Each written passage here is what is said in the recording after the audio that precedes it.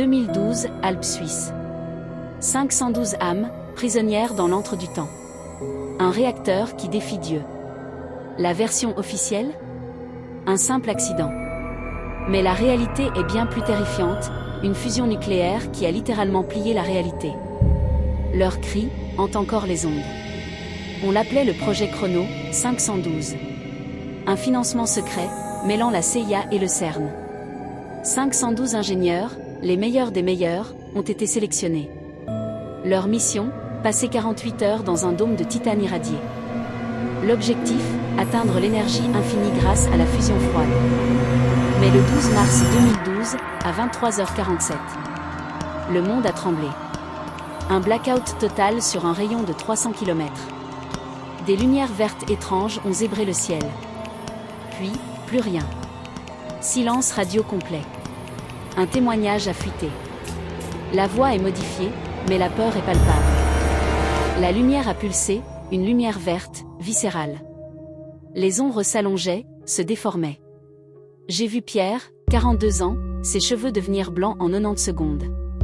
J'ai vu Marie, 29 ans, rapetisser jusqu'à retrouver le corps de ses 8 ans. Mais elle parlait toujours comme une adulte. Les caméras de surveillance? Elles sont devenues aveugles. Il ne restait que le son, des hurlements de terreur, puis, des rires d'enfants. Des preuves? Elles existent, mais elles sont disséminées, cachées. Un journal de bord du CERN datant de 2014, qui a fuité bien sûr, mentionne une anomalie 512 et une détection de temps non linéaire. Un rapport suisse de 2021 décrit des rats mutés près du site, avec des os d'adultes retrouvés dans des embryons. Des témoins de la nuit de 2012 racontent que leurs voitures se sont arrêtées net, que leurs montres ont toutes pris un retard de 3 minutes précises. Quant aux familles des 512 ingénieurs, les avis de recherche ont été mystérieusement effacés de toutes les bases de données. Ils ne veulent pas que nous sachions la vérité. Le bunker, lui, a été scellé avec du magnésium fondu. Impossible d'y entrer. Pourtant, en 2023, un sismographe a capté quelque chose d'incroyable, des battements de cœur, réguliers, à 200 pulsations par minute. Venant de 50 mètres sous terre. Et si les 512 n'étaient pas morts? Et s'ils avaient vieilli à l'envers? S'ils étaient déjà revenus, parmi nous? Pensez à ce livreur qui semble bien trop vieux pour son âge. Ou à cette petite fille au regard bien trop sérieux.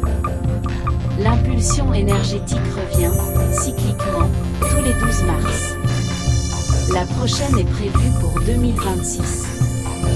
Partagez cette vidéo maintenant. Faites connaître cette histoire. Le réacteur, lui, n'a jamais été éteint. Il attend. Abonnez-vous, ou vous pourriez être le prochain témoin.